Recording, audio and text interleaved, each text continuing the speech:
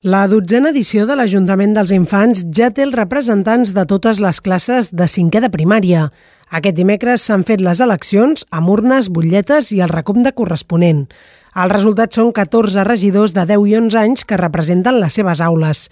Hem anat fins a l'escola Pompeu Fabra per conèixer a qui han escollit els alumnes com a representants. M'ha agradat molt ser aquesta representanta perquè jo crec que sóc una bona candidata per lluitar fins al final per aconseguir les nostres propostes. Cada candidat ha recollit un parell de propostes de millora sobre Lloret de Mar.